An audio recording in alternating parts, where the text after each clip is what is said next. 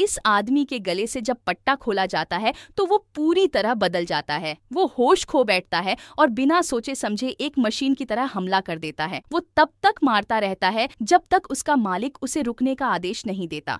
इस आदमी के गले में बचपन से ही कुत्तों की तरह पट्टा बंधा हुआ है।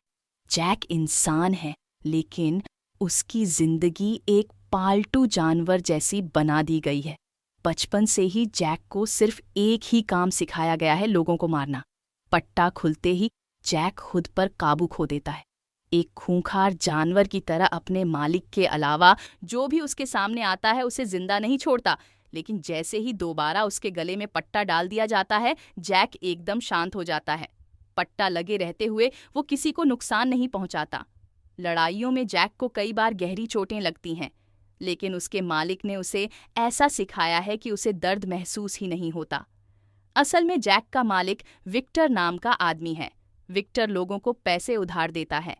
जब कोई तय समय पर पैसे लौटाने से मना करता है तो विक्टर जैक का पट्टा खोल देता है। इसके बाद जैक उन लोगों को बेरहमी से पीटता है। आदम पूरा होते ही विक्टर आता है और अपना पैसा वसूल कर लेता है।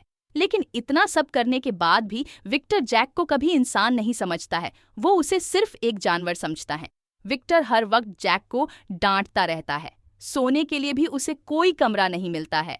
उसे एक पिंजरे में बंद करके रखा जाता है।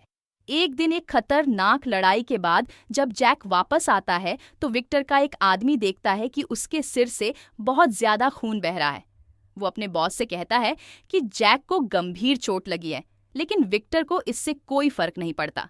इलाज कराने के बजाय वो बस इतना कहता है, पट्टी दे दो, ये खुद बांध लेगा। लेकिन जैक का दिमाग एक छोटे बच्चे जैसा है। उसे ये पट्टी कैसे बांधते हैं, क्योंकि उसने कभी बाहर की दुनिया देखी ही नहीं। उसकी पूरी जिंदगी बचपन से लेकर अब तक इसी पिंजरे में गुजर गई है।